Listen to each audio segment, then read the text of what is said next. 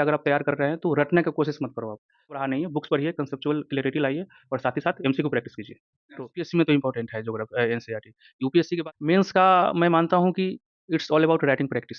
आप जितना लिखोगे उतना फ़ायदा होगा। फ्लो चार्ट तो काफ़ी इम्पोर्टेंट होता है। 69 का भी मेंस हो गया है और वो इंटरव्यू की प्रिपरेशन कर रहे हैं, तो इंटरव्यू में किस-किस पॉइंट को बहुत ज़्यादा ज़रूरी ध्यान रखना है, क्योंकि आपने 3 बार इंटरव्यू फेस किया है, तो आपको अच्छे से पता होगा कि किन-किन पॉइंट को ज़्यादा रखना है। आंसर राइटिंग कब से स्टार्ट कर देनी चाहिए? इसमें आप सीआरटी पढ़ें तो फिर किस क्लास से स्टार्ट कर देनी है? 6 से लेके या फिर 9 से लेके या फिर 11 से? तो नमस्कार साथियों, स्वागत है एक नई वीडियो में। जैसा कि आप सभी को पता है, बीपीएससी 68 का रिजल्ट आ चुका है। उसी कड़ी में हमारे भाई हमारे साथ हैं, जिनका भी बीपीएससी में फाइनल रूप से चयन चयन हो गया है। तो जानते हैं इनके स्ट्रगल लाइफ के बारे में और जानेंगे इनकी स्ट्रेटजी के बारे में, क्या इनकी स्ट्रेटजी रहती थी और क्या इनका शेड्यूल रहता था।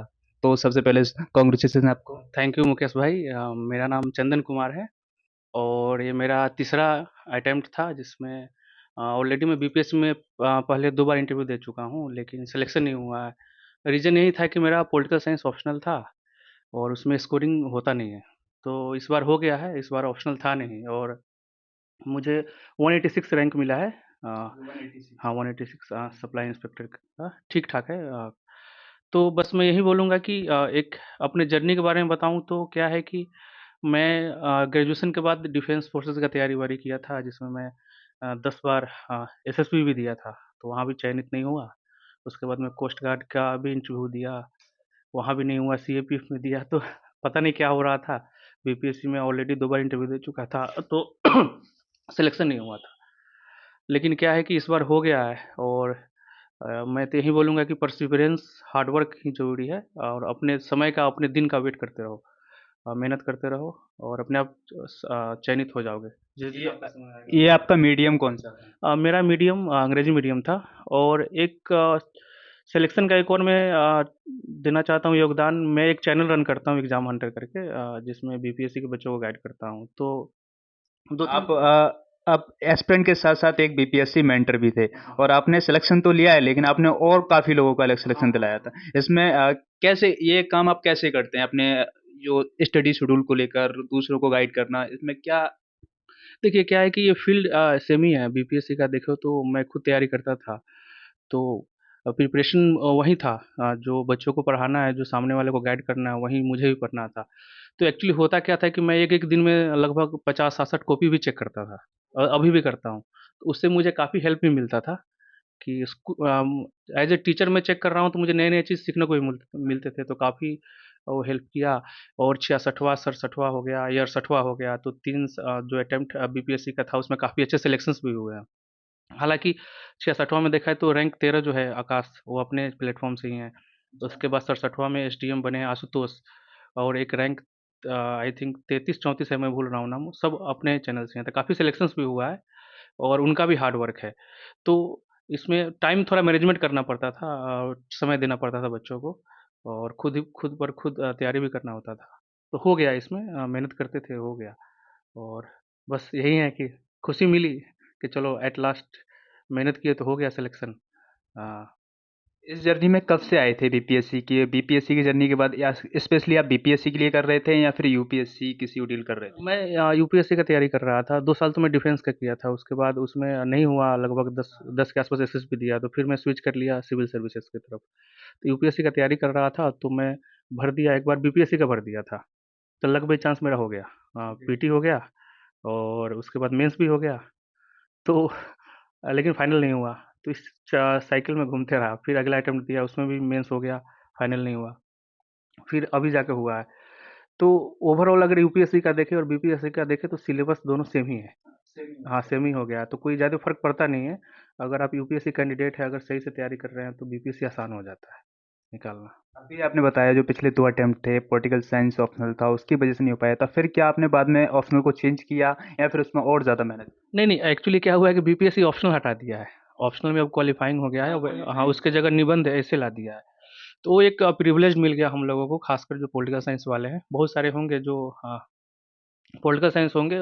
हमारा बस यही था कि यार पॉलिटिकल साइंस है तो अच्छा रैंक नहीं मिलेगा, लेकिन इस बार हट हट गया है, तो एक लेवल प्लेइंग फील्ड एक मिल गया है, जिसके कारण हो सकता है कि वन ऑफ द कारण था। और भी मेरे मैं जो पहले मैं इंटरव्यू में देकर मेरिट आउट हुआ था, उसमें मेरे स्टेट्स भी गलत थे। तो इस बार मैं स्टेट्स पे काफ़ी मेहनत किया था और पूरे का पूरे सही मार्क आया था। तो हो गया था सिलेक्शन उसका। अच्छा, जैसे कल बीपीएससी ने कल तक इंटरव्यू लिया था, 5 बजे तक, 2 घंटे के अंदर रिजल्ट दिया था। कैसा लगा था आपको? हाँ, ये बीपीएससी का, शॉकिंग न्यूज़ थी ना? हाँ, बीपीएससी का अचीवमेंट ही है, मैं मानूँगा। और इसका श्रेय पूरा जाता है जो चेयरमैन हैं अतुल प्रसाद, उनको जाता है। उन्होंने काफ़ी रिफ़ॉर्म कर दिया है इसमें। और सरप्राइज़ था सबके लिए कि कल रिज़र्व डे था और 5-6 बच्चे का कल इंटरव्यू होना था और शाम तक रिज़ल्ट आ गया। तो ये भी रहता है कि जिस दिन आपका खत्म हो रहा है इंटरव्यू, उस दिन रिज़ल्ट आता है तो एक ट्रांसपेरेंसी रहता है कि हाँ भाई, कोई सेटिंग वगैरह हुआ नहीं है। और बीपीएससी में ना के बराबर अब ऐसा कुछ चल नहीं रहा है। तो ठीक-ठाक अभी है बीपीएससी। रिजल्ट आने के बाद फैमिली का क्या रिएक्शन था एंड आपके फ्रेंड सर्कल का क्या रिएक्शन? देखो, मेरा तो स्ट्रगल बहुत ही खतरनाक वाला रहा है। मैं समझता था कि यार मेरे साथ ही क्यों हो रहा है? मैं जिसको पढ़ा रहा हूँ या मेरे से जो गाइड ले रहे हैं उनका सिलेक्शन हो जा रहा है, मैं क्यों रुक जा रहा हूँ? तो फिर रियलाइज़ हुआ कि यार एक जर्नी है, अपने समय का वेट करो और मेहनत करो। और स्वाभाविक सी बात है कि पेरेंट्स हैं तो उम्मीद लगा के बैठते हैं, बिहार के पेरेंट्स ख़ासकर। तो काफ़ी खुश थे, रात को वो भी नहीं सो पाए, रात को हम भी नहीं सो पाए। बस यही खुशी है। इतनी हो गई थी रात हाँ, भर हाँ। सो नहीं हुँ, पाए हुँ। थे। हाँ, हाँ।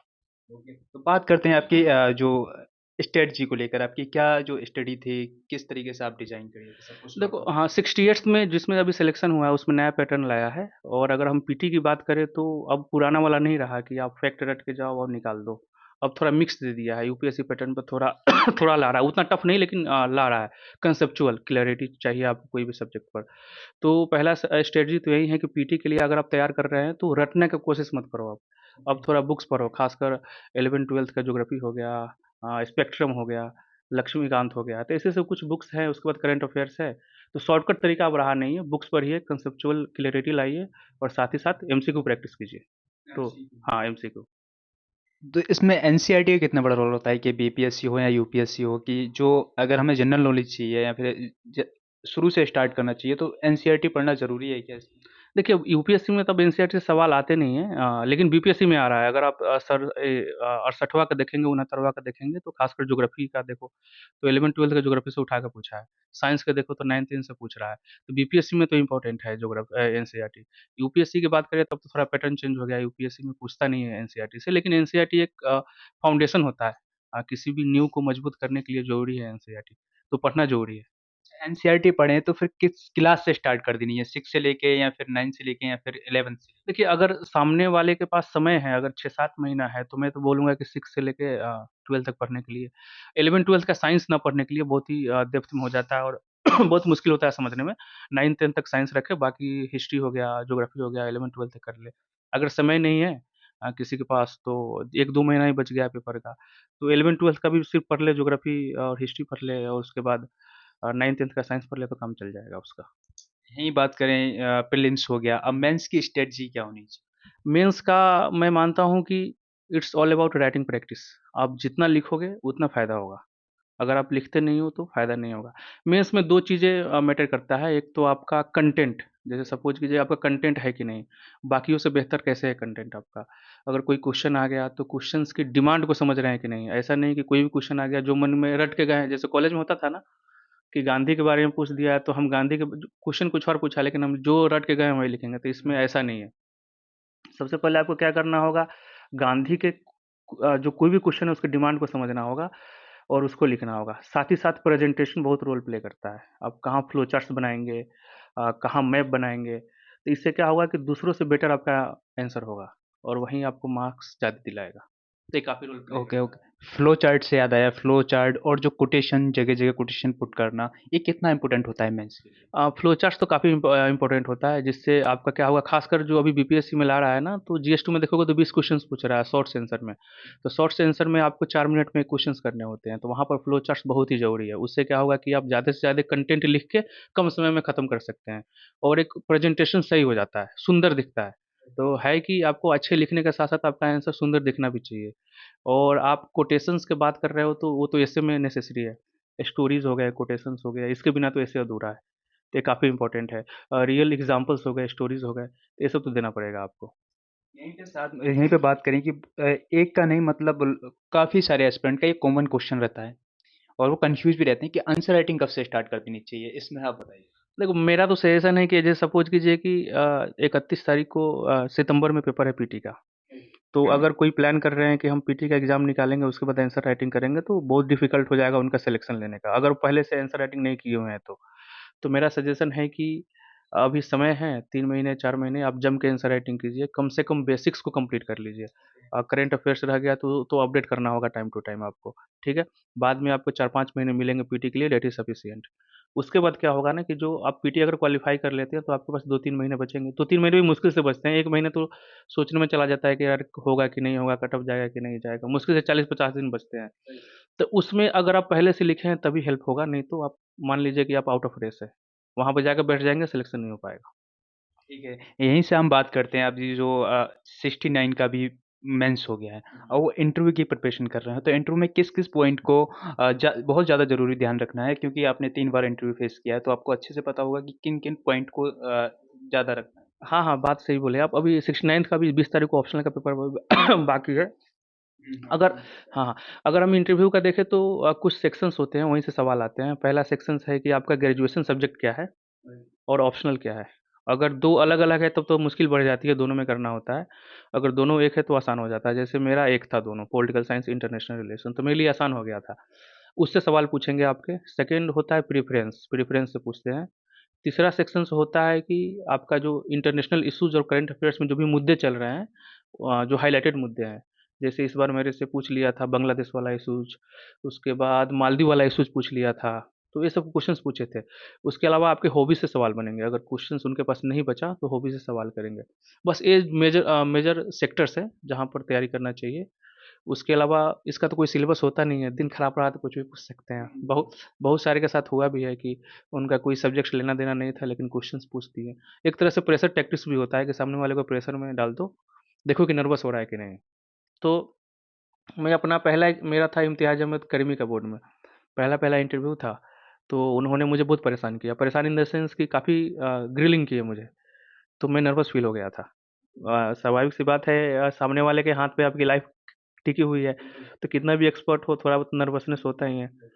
तो मुझे उसमें 72 नंबर मिले थे और मैं मेरिट आउट हो गया। सेकंड मेरा इंटरव्यू था नवल किशोर का, तो उसमें काफ़ी एक्सपीरियंस हो गया था, बच्चों को पढ़ा भी रहा हूँ, उनके कॉपी भी चेक कर रहा हूँ, सॉल्व भी कर रहा हूँ, तो इससे काफ़ी एक्सपीरियंस भी हो गया था। तो नर्वस फ़ील नहीं हुआ, 2-3-4 सवाल का जवाब नहीं दिया था, तभी भी मुझे 80 नंबर दिए थे, तो मैं उसमें भी मेरिट आउट हो गया। इस बार अरुण भगत सर का बोर्ड पड़ा, तो इस बार काफ़ी अच्छा गया। किस्मत मानो कि जो-जो क्वेश्चन पूछे सारे मुझे आते थे। अभी तो मार्क्स आया नहीं तो बता नहीं पाऊँगा लेकिन उम्मीद कर रहा हूँ कि वहीं 85 के अराउंड मिला होगा मुझे, तभी सिलेक्शन हुआ है, जनरल में नहीं तो मुश्किल हो जाती। आप एक एस्पिरेंट के साथ-साथ मेंटर भी रहे हैं, मेंटर भी हैं मतलब और आप बच्चों को भी गाइड कर रहे हैं जो बीपीएससी एस्पिरेंट है। जो बीपीएससी की प्रिपरेशन कर रहे हैं, वो आपसे कैसे जुड़ सकते हैं ये? हाँ, देखिए मेरा एक बचपन तो नहीं, 12th के बाद से ही मैं टीचिंग फील्ड में आ गया था, मतलब पढ़ाने का शौक है।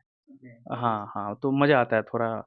तो मेरा एक चैनल है एग्ज़ाम हंटर करके, बहुतों को पता होगा, जो मेरे से जुड़े होंगे उनको पता होगा। टेलीग्राम पर चैनल है, उसमें हम लोग क्या करते हैं कि आंसर राइटिंग करवाते हैं कंप्लीट विथ लोएस्ट कॉस्ट। मतलब मार्केट में जो आपको मिल रहे हैं, हमारा वही कॉस्ट होता है जिससे सामने वाला अफ़ोर्ड कर ले और हम हमारे साथ जो टीचर्स कॉपी चेक कर रहे हैं या मॉडल आंसर बना रहे हैं, उसको हम लोग को दे जाएँ।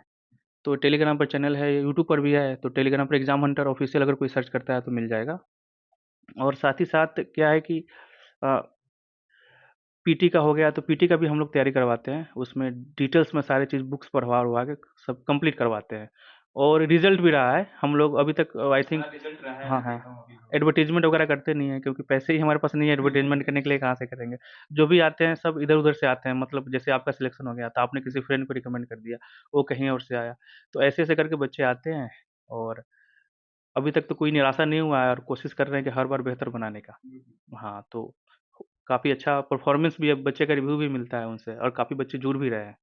ओके, तो मैं जो आपका टेलीग्राम जो लिंक है वो मैं वीडियो के डिस्क्रिप्शन में दे दूँगा और लास्ट में क्या मैसेज रहेगा 70 जो 70 वाला बीपीएससी 70 जो लास्ट अटेम्प्ट दे रहे हैं प्लीज़? जो सत्र के लिए तैयारी कर रहे हैं उसका बस एक ही है कि अभी आपके पास समय है, अभी पीटी के चक्कर में मत पड़िए।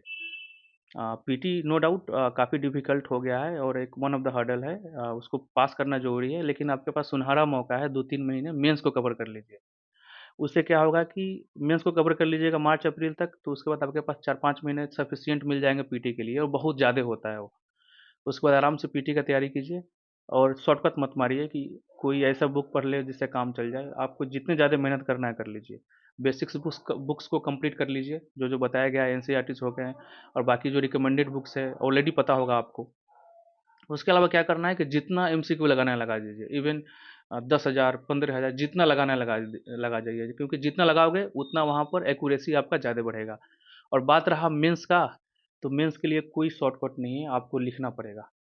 जितना ज़्यादा लिख सकते हो लिखो, मतलब कम पड़ जाना चाहिए आपका।